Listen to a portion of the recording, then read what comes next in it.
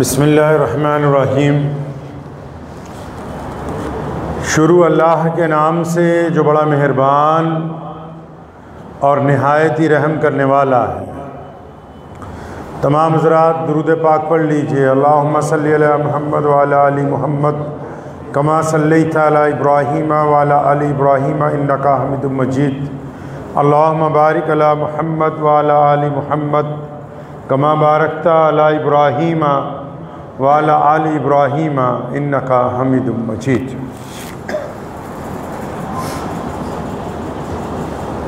हज़ार जिद्दत तराजियों के मिजाज बदला करे ज़माना, मगर यकीन रहेगा आमिर मिजाज बातिल वही पुराना।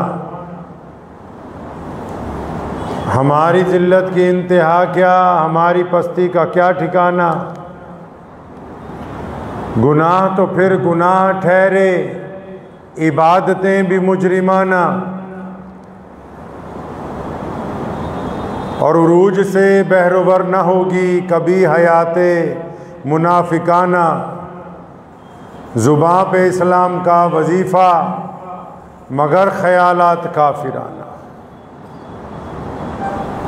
अल्लाह के प्यारे नबी हज़रत मोहम्मद रसूलुल्लाह सल्लल्लाहु तआला अलैहि वसल्लम की ज़ात गिरामी इरशाद फरमाते हैं कि जो दिल नरमी से महरूम हो गया तो वो कुल खैर से महरूम हो गया है। हुक्म हुआ कि अल्लाह करीम माफ़ करने को पसंद फरमाते हैं, और अल्लाह को बंदे भी वही पसंद हैं जो अल्लाह की मखलूक के साथ सिला रहमी का मामला रखते हैं। अल्लाह करीम गफूर रहीम है और अपनी मखलूक में उन लोगों से ज़्यादा मोहब्बत करते हैं जो अल्लाह की मखलूक के साथ सिला रहमी का मामला करते हैं। एक बहुत ही मशहूर वाक़या हदीस में आता है कि एक औरत जिसका किरदार अच्छा नहीं था, वो कहीं जा रही थी तो उसने कुएं के इर्द गिर्द एक कुत्ते को चक्कर लगाते हुए देखा जो सख्त गर्मी की वजह से पानी पीना चाहता है, लेकिन वहाँ पानी उसको कोई पिलाने वाला मौजूद नहीं है। औरत को लोग बुरी निगाह से देखते हैं क्योंकि वो बाजार में रहती है,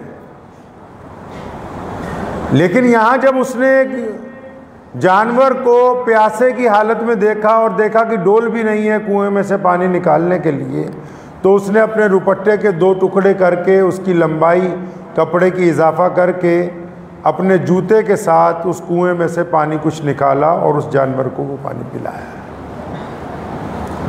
अल्लाह करीम को उसका ये अमल बेहद पसंद आया, जबकि उसका किरदार अच्छा नहीं है, क्योंकि ये अल्लाह करीम ने जो कायनात बनाई इसकी फितरत में एक बात है, आसमान से जब बारिश होती है इसमें आसमान का कोई फायदा नहीं। जमीन पर जब घास उगता है उसमें जमीन का कोई फायदा नहीं। दरख्त पर जब फल लगते हैं उनमें दरख्त का कोई फायदा नहीं। यह अल्लाह ताला का निज़ाम है। अल्लाह करीम ने जो चीज़ें बनाई, अल्लाह ताला चाहते हैं कि इन चीज़ों से दूसरों को फ़ायदा पहुँचे। इसी तरह इंसान से भी अल्लाह करीम चाहते हैं कि बंदा मेरा हो, मखलूक मेरी हो, तो इससे फिर दूसरों को फ़ायदा पहुँचे, ये लोगों को फ़ायदा पहुँचाने वाला हो, नुकसान पहुँचाने वाला ना हो। इमाम गज़ाली रहमतुल्लाह अलैह बड़े मशहूर मुहद्दिस गुज़रे, मुफस्सिर गुज़रे, बहुत बड़े आलिम दीन थे। जब इंतकाल हुआ तो किसी दोस्त के ख्वाब में आए, उसने पूछा फिर गज़ाली क्या बना कि आपके पास तो बहुत सी दौलत थी दुनिया के अलावा दीन की, आपने बेशुमार अहादीस मुरत्तिब की हैं, कुरान पाक की तफसीर लिखी, सुबह से लेकर शाम तक लोगों को पढ़ाया, कुरान पाक हिफ्ज़ करवाया बच्चों को, गरीबों मिस्कीनों को जा जा के पढ़ाते थे, गली मोहल्लों में मस्जिदें आबाद की। गजाली सारी ज़िंदगी तो तुमने सिवाय दीन के कुछ किया ही नहीं। तो ये अल्लाह ताला को तेरा कौन सा ऐसा अमल है जो सबसे ज़्यादा पसंद आया? तो इमाम गजाली ने उनको कहा कि यार, जो सबसे ज़्यादा अल्लाह करीम को अमल मेरा पसंद आया ना, वो ये है कि मैं एक दिन बैठा हुआ तफसीर लिख रहा था, तो कलम को दवात में से जब भिगो के वापस लिखता था, तो एक दफ़ा जब मैंने कलम को स्याही में डुबो के निकाल के जब कागज़ पे रखा, तो स्याही का जो बुलबुला पानी का बना हुआ होता है, तो उस पर एक मक्खी आके बैठ गई। तो फरमाते हैं कि मैंने फिर उस मक्खी को उड़ाया नहीं, गर्मी के दिन थे, ये साफ महसूस हो रहा था कि ये प्यासी है और ये पानी, स्याही का पानी, ये पीना चाहती है। तो उस मक्खी ने पेट भर के वो पानी पिया, और जब वो उड़ गई तो फिर दोबारा इन्होंने कलम भर के अपना काम शुरू किया। तो फरमाते हैं कि अल्लाह करीम को ये वाला जो अमल है, क्योंकि मुझसे पूछा कि गजाली ये बता कि वो जब तूने कलम रोक लिया था और मक्खी उस कलम पे बैठी हुई थी, तो मक्खी के उस पानी पीने से तुम्हें कोई फायदा होने वाला नहीं था, ना उस मक्खी ने तुम्हारी कोई तारीफ करनी थी, ना उस मक्खी से तुम्हें कोई फायदा पहुंचने वाला था, ना वो लोगों को जाके बता सकती थी। तो तुझे किस बात ने मजबूर किया कि तुमने उस मक्खी को उड़ाया नहीं और उसको वो स्याही का पानी पीने दिया? किस बात ने मजबूर किया? फरमाते हैं मैंने अपने रब से कहा, इलाही, जब वो पानी पी रही थी गर्मी की वजह से स्याही का कलम के ऊपर लगा हुआ, तो मेरे दिल में ये बात आई कि ये तेरे अल्लाह की मखलूक है, तेरे रब की मखलूक है। या अल्लाह, आपकी मोहब्बत ने, आपकी तख्लीक ने मुझे इस बात पर मजबूर किया कि अपना कलम रोक के रखूं। फरमाया, अच्छा फिर यह कैसे हो सकता है कि कोई बंदा, कोई औरत, कोई मर्द मेरी मखलूक के साथ रहम का मामला करे और फिर मैं उसके साथ रहम का मामला ना करूं? अल्लाह करीम चाहते हैं कि बंदा अल्लाह की मखलूक के साथ, आज कितने लोग ऐसे हैं जो मखलूक के साथ रहम का मामला करते हैं, लेकिन उन्होंने रहम का मियार खुद तय कर रखा है। बहुत सारे लोग हैं, घरों में उन्होंने बिल्लियां पाली हुई हैं, घरों में कुत्ते पाले हुए हैं, उन पर हजारों रुपया खर्च करते हैं, लेकिन उसी घर में रहने वाले माँ बाप परेशान हैं, उनको पूछते नहीं। जानवरों को जाके सड़क पे रोजाना दूध डाल रहे हैं, ब्रेड डाल रहे हैं, कीड़ी मकोड़ों के लिए जाके अनाज डाल रहे हैं गली कूचों के अंदर, लेकिन अपने घर में माँ बाप तड़प रहे हैं 2 वक्त पे खाना मिल जाए, कि जिस वक्त वो चाहते हैं उस वक्त एक गर्म चाय का कप मिल जाए, तो उनकी परवाह नहीं है। तो अल्लाह को ये वाला आपका जो मखलूक से प्यार है, ये अल्लाह को पसंद नहीं है।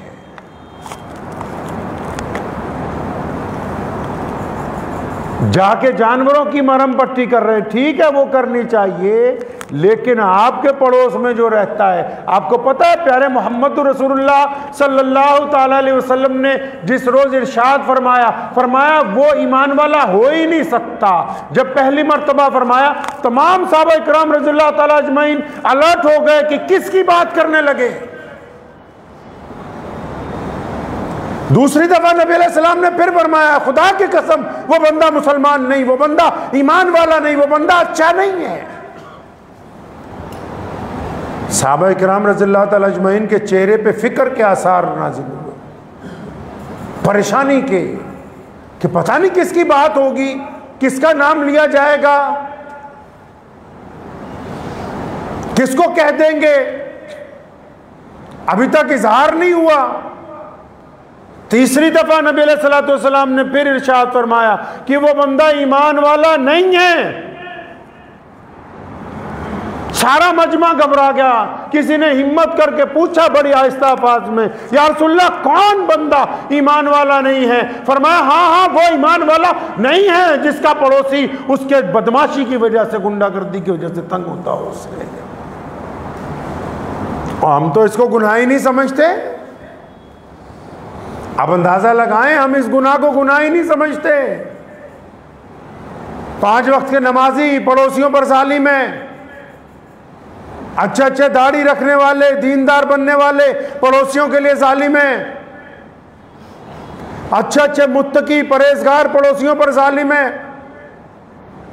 लोगों को सदका खैरात करने वाले पड़ोसियों पर जालिम हैं। मोहम्मद रसूलुल्लाह सल्लल्लाहु अलैहि वसल्लम ने क्या मेयार तय किया मखलूक से प्यार का, कि आप पड़ोसियों के साथ आपका क्या मामला है, जो आपके करीब में रहते हैं और कुर्बान जाएं प्यारे मोहम्मद अलैहिस्सलाम की ज़ात अक़दस पर कि बात में दुनिया की तमाम बुराइयों की रगें काट के रख दी। ये नहीं कहा कि पड़ोसी मुसलमान होगा तो फिर तुम्हें पे यह अजाब हो सकता है, सिर्फ लफ्ज़ पड़ोसी का नाम लिया ताकि पूरी दुनिया के इंसानों को और बिलखसूस मुसलमानों को यह समझा दिया जाए कि तुम अगर अपने पड़ोसी से जालिमाना रवैया अख्तियार करोगे, खा तुम्हारा पड़ोसी किसी भी मजहब से ताल्लुक रखता हो, तो तुम जालिमों में गिने जाओगे, इंसाफ पसंद लोगों में नहीं। इस बात को आप बहाना नहीं बना सकते कि हमारा पड़ोसी मुसलमान नहीं है, हमारा पड़ोसी हमारी बरादरी का नहीं है। पड़ोसी सिर्फ पड़ोसी है। आपने क्या इख्तियार किया? इस्लाम कहता है मियार अल्लाह ने तय किया है। मखलूक से रहम का मियार अल्लाह करीम ने तय किया। अल्लाह करीम अपने आप को गफूरुर रहीम बताते हैं। मियार सिर्फ ये नहीं है कि चंद लोगों से मोहब्बत की जाए, चंद से नफरत की जाए। मियार सिर्फ ये नहीं है कि अपनों को भरपेट खिलाया जाए, दूसरों की तरफ नजर ना की जाए। मियार सिर्फ ये नहीं है कि अमीर जातों के साथ तमीज से बात की जाए, गरीब के साथ चेहरे पे बात करते हुए तुम्हारा रंग बदल जाए। ये मियार नहीं है इस्लाम के अंदर, इसको मियार नहीं कहा। इस्लाम ने जो बराबरी का निज़ाम पेश किया कायनात के सामने, वो ये नहीं कि 10 आदमी खड़े हैं और आपके पास साजो सामान है कुछ बांटने का। ये नहीं कि 10 को हम बराबर देंगे। सुने इस्लाम का निज़ाम, आपके पास 10 लोग मौजूद हैं, हाजत रवा हैं, ये नहीं कि हम 10 को बराबर देंगे। नहीं नहीं, इस्लाम ये कहता है जो सबसे ज्यादा कमजोर है उसको ज्यादा देंगे, जो ज्यादा पिछड़ा हुआ उसको ज्यादा ऊपर उठाएंगे, जो ज्यादा बीमार है उसकी ज्यादा तवज्जो की जाएगी, जिस पर ज्यादा जुल्म हुआ उस पर ज्यादा मोहब्बत निछावर की जाएगी। यह कैसे हो सकता है कि इस्लाम के मुताबिक के 10 को बराबर? नहीं नहीं, जो पहले से मौजूद ताकतवर हैं, सही हैं, दुरुस्त हैं, उनके साथ मोहब्बत का इजहार तो किया जा सकता है, लेकिन जब मदद की जाएगी तो पहले उनकी की जाएगी जो माशरे में ज्यादा नीचे चले गए, ताकि उनको दूसरों के बराबर लाके खड़ा किया जा सके। सिर्फ यही सिला रहमी तो नहीं कि आप जानवरों को खाना खिलाएं, सिर्फ यही सिला रहमी तो नहीं कि आप इंसानों को खाना खिलाएं। सिला रहमी ये भी तो है कि आप किसी के साथ मुस्कुरा के बात कर लीजिए। सिला रहमी ये भी तो है कि किसी जालिम को आप जुल्म करने से रोकें, वो आपकी मान सकता है। आप कह सकते हैं कि भाई तुम अपने भाई पर, बीवी पर, तुम अपने नौकर पर, तुम अपने पड़ोसी पर तुम जुल्म कर रहे हो। आप इसलिए चुप हो कि अगर आप कहोगे तो वो आपसे नाराज हो जाएगा। तो आप इस्लाम में अभी मुकम्मल दाखिल नहीं हुए। ये रवाज हमारे मुल्क में डाला दीनदार तबकों ने। मैं बड़ी गुस्ताखी की माफी के साथ कहता हूं, यह रवाज हमने डाला पिछले 75 साल में कि अमर बिल मारूफ की बात करो, नहीं अनिल मुनकिर का जिक्र ना होने पाए। ये तो कहो कि नेकी करें, लेकिन किसी को ये मत कहो कि तू बदमाशी कर रहा है तो रुक जा, क्योंकि इनको डर है कि अगर हम बदमाश को बदमाश कह देंगे तो शायद वो हमसे नाराज हो जाएगा, शायद चंदा देना बंद कर देगा। अगर चौधरी साहब अपने बेटे की शादी में अय्याशी करवाएं तो वहां जाकर ये चुप होके बैठ के दावत खा के आ जाएंगे, क्योंकि अगर ये उनको कुछ कहेंगे तो फिर इनके और चौधरियों के ताल्लुकात में खराबी का अंदेशा है। ये सिला रहमी नहीं है। सिला रहमी ये है मियार अल्लाह का तय किया हुआ है, जो मियार मोहम्मदुर रसूलुल्लाह ने तय किया। सैयदना अबू बकर रज़ियल्लाहु अन्हु फरमाते हैं हम कहीं जा रहे थे नबी अलैहि सलाम के साथ, देखा बहुत सारे लोग एक ऊंट को पकड़ रहे हैं, कोई लाठी मार रहा है, कोई उसको भाला मार रहा है, कोई रस्सी फेंक रहा है उस पर। नबी अलैहि सलाम ने पूछा क्या बात है या रसूलल्लाह, ये पागल हो गया, भागा फिर रहा है, इसको गिरफ्तार करना है। फरमाया पीछे हटो।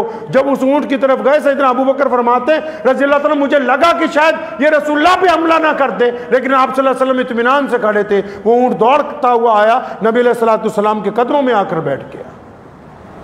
और आप सल्लल्लाहु अलैहि वसल्लम ने उसकी जब बात सुनी, उसके मालिक को बुलाया, डांटा, फरमाया ये गिला कर रहा है,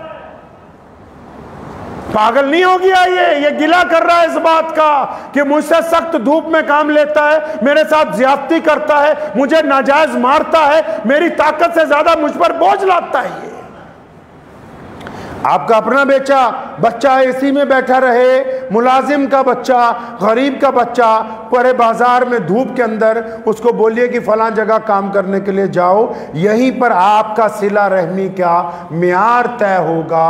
क्या वाकई आप गरीब की औलाद को भी उसी तरह मोहब्बत के साथ इजहार करते हैं जो मोहम्मद रसूलुल्लाह सल्लल्लाहु अलैहि वसल्लम ने तय किया कि नहीं तय किया है? सिला रहमी वहां नहीं देखी जाती जहां वन टाइम इन्वेस्टमेंट हो, एक दफा जहां चैरिटी कर दी जाए, वो सिला रहमी नहीं है। सिला रहमी वो है जो बिल्कुल करीब आपके लोग हैं, उनका आपके बारे में क्या ख्याल है।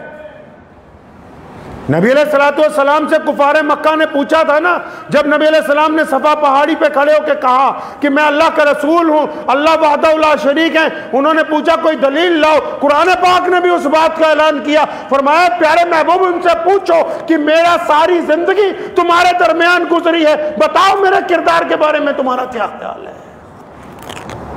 बोलते क्यों नहीं, क्या ख्याल है तुम्हारा किरदार के बारे में। और फिर दुश्मन ने कहा कि या रसूलुल्लाह सल्लल्लाहु अलैहि वसल्लम, आप 40 साल हमारे दरमियान रहे हैं, आप जैसा ईमानदार, मुत्तकी, परहेजगार, बाहया, बाकिरदार, बाशफा, ऐसा कोई बंदा ही नहीं मक्का मुकर्रमा में जो बिल्कुल आप जैसा आला किरदार रखता हो। हम मुसलमान होने के बावजूद सिला रहमी ना करें, ईमान वाले होने के बावजूद जो नबी अलैहिस्सलाम की अहदीस में एक कुत्ते को पानी पिलाने वाली बदकिरदार औरत के लिए जन्नत की जमानत दे दी गई हो, जहां पर वहां लोगों से सिला रहमी ना करें, लोग करीबी लोगों के साथ सिला रहमी ना करें, सारा दिन साजिशें बुनते रहें, बहतान लगाते रहे। सिला रहमी सिर्फ यही नहीं होती कि वो पैसों के जरिए होगी, आप अपने रवैये से भी सिला रहमी कर सकते हैं। आप अपने चेहरे के खद्दो खाल को किसी के सामने जब बिगाड़ते हैं, उसके दिल को तकलीफ पहुंचती। आप जब किसी पर झूठा इल्जाम लगाते हैं, उसको नाकाबिले तकलीफ पहुंचती है, नाकाबिले बर्दाश्त। ये आपने सोचा नहीं कभी कि दीन ने कहा कि सिला रहमी इख्तियार करो। अल्लाह करीम के बारे में नबी अलैहि सलाम ने बार बार फरमाया कि अल्लाह रहीम है, रहम करने वालों को पसंद करता है। आपके दायरे इख्तियार में कितने लोग हैं भाई, ये तुम क्यों भूल जाते हो अल्लाह के बंदो कि जो लोग आपके इख्तियार में हैं, जहां थोड़ी बहुत आपकी चलती है, जिनके ऊपर आपको अल्लाह ने हाकिम बना दिया, वो 1 लोग हैं, 2 लोग हैं, 3 लोग हैं, 50 लोग हैं, 1000 लोग हैं, आप उनके साथ क्या कर रहे हो ये बताओ। दूसरों के घर का चैन बर्बाद करने के बाद आप चाहते हैं कि आपके घर में सुकून आ जाए। यह मुमकिन नहीं है कि आप किसी की बेइज्जती करें और आपको इज्जत मिल जाए। यह मुमकिन नहीं है कि आप किसी के मुंह का निवाला छीने और आपके घर के अंदर बरकत हो जाए। यह मुमकिन नहीं है कि आप पीठ पीछे किसी को बदनाम करने की साजिशें करें और फिर बदनामी आपके सिर ना आए। ऐसा मुमकिन नहीं है। अल्लाह ने इस जमीन का एक निज़ाम बना दिया कि इस मिट्टी में जो बोओगे वही काटना पड़ेगा। यह मुमकिन ही नहीं है कि आपने फूल बोए हो और आपको कांटे काटने पड़े। अगर आप कांटे बोओगे तो फिर कांटे निकलेंगे, अगर फूल की बीज डालेंगे तो फिर उसमें से फूल ही बाहर आने वाले हैं। अपने गिरेबान में झांकने की जरूरत ही महसूस नहीं करते। आजकल हम लोग लज्जत महसूस करते हैं बातों की। बड़े बड़े अकाबरीन, बुजुर्गान दीन, शेख और अज़ाम जब गुफ्तगू करते हैं मुसलमानों के साथ और लोगों के साथ, हम लज्जत तो महसूस करते हैं, लेकिन उन बातों को अमली तौर पर अपनी जिंदगी में उतारने के लिए तैयार नहीं है। नबी अलैहिस्सलातु वस्सलाम ने मैदान जंग में खड़े हैं और आप सल्लल्लाहु अलैहि वसल्लम की फूफी भी मौजूद हैं। सैयदना अमीर हमजा रज़ियल्लाहु ताला अन्हु की शहादत हुई है, एक और सहाबी भी साथ में शहीद है, उनका जनाजा पड़ा है। तो 2 चादरें लाई गई शोहदा को दफनाने के लिए। किसी ने कहा या रसूलल्लाह एक चादर बड़ी है एक छोटी है, आपके चचा को कौन सी पहना दी जाए? फरमाया जो छोटी चादर है ना वो मेरे चचा सैयदना अमीर हमजा को पहना दी जाए रज़ियल्लाहु। ये बताना था ना उम्मत को, अपने आला किरदार से सबक देना था। सैयदना अमीर हमजा सैयदुश शुहदा हैं रज़ियल्लाहु ताला अन्हु, नबी अलैहिस्सलातु वस्सलाम के चचा भी हैं। लिखा है कि जब चादर डाली उनके ऊपर जनाजे पे, हत्ता की सबसे दर्दनाक शहादत जो है सैयदना अमीर हमजा रज़ियल्लाहु ताला अन्हु की है। चादर से जब सिर को ढकते हैं तो पांव नंगे हो जाते हैं, पांव की तरफ खींचते हैं तो चेहरा नंगा हो जाता है। फिर पूछा या रसूलल्लाह क्या करें? फरमाया मेरे चचा का चेहरा और सिर ढांप दो, पांव की तरफ दरख्तों के पत्ते काट के डाल दिए जाएं। जिस नबी अलैहिस्सलातु वस्सलाम ने ऐसे हालात में जब इंसान का दिल, रूह, तवज्जुहात गमज़दा होती हैं, वहां भी अपनों के साथ सिला रहमी के मियार को जरा बराबर हिलने नहीं दिया। हमने कौन सा सिला रहमी का मियार तय किया हुआ है? इस बात का देखना पड़ेगा, अंदाजा लगाना पड़ेगा कि आखिर हम अपने सिला रहमी को मियार को कहां ले गए हैं। मसाजिद में सिला रहमी की कमी है, मदारिस में सिला रहमी की कमी है, अजीज़ो अकारिब में सिला रहमी की कमी है, यारों दोस्तों में सिला रहमी की कमी है, रिश्तेदारों में सिला रहमी की कमी है। आप देखें ना अपने मियार में कि अगर कोई चौधरी आपके पास आ जाए, कोई अमीर आदमी आपके पास आ जाए, आप जी हाँ जी करते हैं। अगर कोई गरीब रिक्शा वाला हो, अगर कोई गरीब मांगने वाला हो, उससे बड़ी बदतमीजी से गुफ्तगू करते हैं। इसका मतलब आपका दिल पूरा ईमान वाला नहीं है, ये बेईमान है अंदर से, ये ठग है, दोगला है ये दिल। क्योंकि अगर ये ईमानदार होता, इस्लाम ने मियार तय किया है आला किरदार का। जिस तरह नमाज के लिए वजू जरूरी है, इसी तरह हम लोग बार बार कहते हैं कि जी इखलाक से इस्लाम फैला, इखलाक से अल्लाह के बंदे, अगर नमाज के लिए वजू जरूरी है तो इखलाक के लिए ताकत का होना जरूरी। नबी अलैहिस्सलाम ने जो मक्की ज़िंदगी गुजारी है, उस वक्त नबी अलैहिस्सलाम ने सब्र से काम लिया, और जब पावर में आए मक्कतुल मुकर्रमा में, फिर उसी मक्कतुल मुकर्रमा में रहम से काम लिया, लोगों को माफ़ी का ऐलान किया। पता ये लगा कि किसी को माफ़ करने के लिए ताकत का होना ज़रूरी है। इसीलिए अल्लाह करीम ने नबी अलैहिस्सलाम के ज़रिए हमें इत्तला दी कि अल्लाह ताला को भी ताकतवर मोमिन पसंद हैं बनिस्बत कमज़ोर लोगों के। इसका भी तो मियार तय किया गया ना कि आप दूसरे के साथ, ये तो नहीं कि ताकतवर आदमी की जी हुजूरी करें और गरीब आदमी के साथ आप बदतमीजी करें, अपने से कमजोर के साथ आपका लहजा बदल जाए, आप उसकी तरफ देखने का अंदाज बदल लें। क्या बात हो गई? अल्लाह करीम ने आपको अगर इज्जत दी है तो मोहम्मद रसूलुल्लाह सल्लल्लाहु अलैहि वसल्लम के सदके तुफैल अता फरमाइए। क्या कोई इतनी बड़ी बात तो नहीं कि हम अगर यहां ना होते तो सड़क के किनारे बैठे हुए होते? कोई लिखवा के तो नहीं लाया? बहुत सारे लोग अस्पतालों में बैठे हुए मौत का इंतजार कर रहे हैं, बहुत सारे लोग सड़कों के किनारे बैठे हैं, उनके पास छत नहीं है, घर नहीं है, बहुत सारे लोग लाइलाज बीमारियों में हैं, बहुत सारे लोग जिनके पास खाने को कुछ नहीं, भूखे हैं, प्यासे हैं, बहुत सारे लोग माजूर हैं, चल नहीं सकते दोनों टांगों पे, बहुत सारे लोग ऐसे जिनको नजर नहीं आता। अल्लाह ने आप पर अपनी नेमतों का दरवाजा खुला रखा हुआ है, उन नेमतों की शुक्रगुजारी के साथ अल्लाह की मखलूक के ऊपर रहम करना, अगर यह जज्बा दिल में नहीं आएगा तो फिर अल्लाह तबारक व तआला का शुक्र कैसे अदा होगा? म्यार ये है सिला रहमी का कि आप घर में भी सिला रहम हो, बाजार में भी सिला रहम हो। सिला रहमी का म्यार ये है कि आप इंसानों के साथ भी मोहब्बत करें, जानवरों के साथ भी मोहब्बत करें, चरिंदों परिंदों। मोहम्मदुर रसूलुल्लाह ने तो यहां तक सिला रहमी फरमाई, फरमाया अगर दरिया के किनारे भी बैठे रहो और तुम्हें जितनी जरूरत है पानी की, बस उतना ही पानी इस्तेमाल करना, गैर जरूरी पानी को गंदला मत कर देना तुम। जिस दीन ने एक एक चीज नबी अलैहिस्सलातु वस्सलाम ने, आप अंदाजा तो लगाएं सिला रहमी और क्या होगी कि आप सल्लल्लाहु अलैहि वसल्लम सबका दर्जा बुलंद कर रहे हैं। मजदूरों की बात कर रहे हैं तो कहते हैं मजदूर अल्लाह का दोस्त है, बेटी की बात करते हैं तो कहते हैं बेटी अल्लाह की रहमत है, बेटों की बात करते हैं तो कहते हैं बेटे अल्लाह की नेमत है, माँ बाप की बात करते हैं तो कहते हैं कि अल्लाह की रजा में और अल्लाह के नबी की रजा में माँ बाप की रजा शामिल है। दोस्तों की बात करते हैं तो फरमाते हैं कि अगर तुम्हारे दोस्त अल्लाह की रजा के लिए एक दूसरे से मोहब्बत करते हैं तो जन्नत में इकट्ठे कर दिए जाएंगे। पड़ोसियों की बात करते हैं तो उनके साथ सिला रहमी का वतीरा अख्तियार करने की बात करते हैं। गैर मुस्लिमों की बात करते हैं तो फरमाते हैं कि उनकी खेतियों का, उनकी औरतों का, उनके बच्चों का, उनके मजहबी मुकामात का एहतराम करना। नबी अलैहिस्सलातु वस्सलाम तो इज्जतें बांट रहे हैं, और नबी के मानने वालों का क्या काम है जी?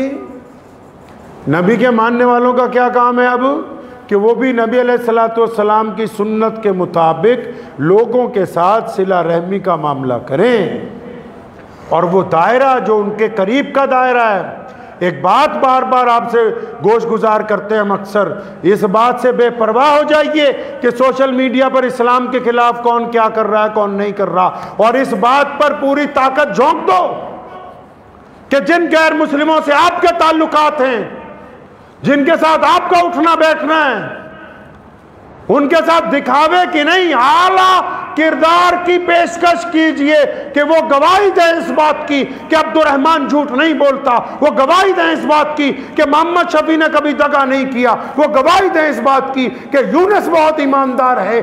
जब तक हम जमीनी सतह पर रसूलुल्लाह सल्लल्लाहु अलैहि वसल्लम की सुन्नतों को अपनाते रहेंगे, दुनिया की कोई ताकत इस्लाम को एक रत्ती पीछे नहीं कर सकती है, एक रत्ती पीछे नहीं कर सकती है।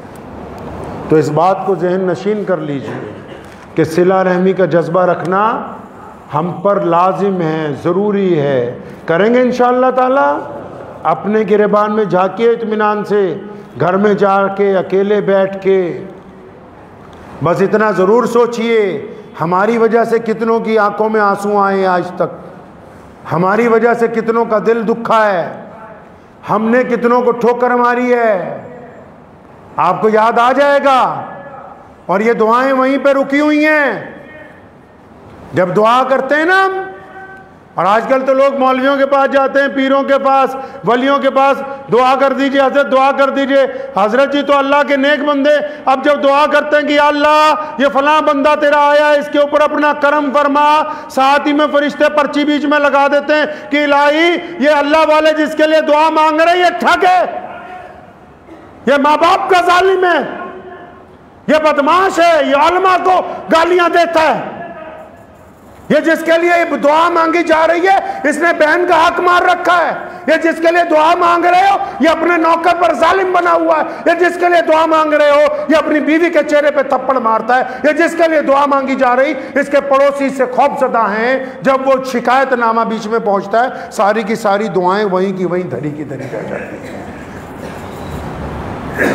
कोई दुआ कोई शय, नबी अलैहि सलाम ने फरमाया ना कि जिसके दिल में नरमी नहीं वो कुल दीन से खैर से खाली है। नरमी का होना दिल में, और नरमी वो, क्योंकि हम में खराबी ये है कि हमें दुनिया की तमाम खराबियां दूसरों में नजर आती हैं। हैरत की बात है उन लोगों पर, कोई भी हो सकता है वो बंदा जो दूसरे के गुनाह पता लगने पर इस तरह जालिम बनता है जैसे खुद कभी कोई गुनाह किया ही नहीं इसने,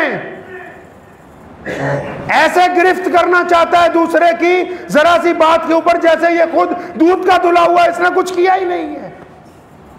और फिर साथ में एक लफ्ज कहता है कि जी मैं तो जो कहता हूं सच कहता हूं, मुझे तो मुंह पे कहने की आदत है। अगर मुंह पे कहने की आदत है और तुम्हारे में सच कहने की जुर्रत है तो आओ फिर बताओ कि अब तक कितनी औरतों से जिना किया, कितनों से ठगी मारी, कितनों से बेईमानी की, कितनों की बेटियों के लिए गलत इरादे बनाए। बोलता क्यों नहीं तू? चुप क्यों है अगर तुझे शौक है सच कहने का कि जी मैं मुंह पे कहता हूं, जिसके जो कहना है मुंह पे कहूंगा। अगर मुंह पे कहने की जरूरत होती तो अपने गुनाह पहले याद आते, अपने कारनामे पहले याद आते। पता लगा तू मुंह पर नहीं कहता, तू दूसरों की इज्जत उछालना चाहता है। और जिसके बारे में मेरे प्यारे नबी अलैहिस्सलाम ने फरमाया कि जिसने आज किसी का ऐब छुपा लिया, अल्लाह क़यामत के दिन उसका ऐब छुपा देंगे।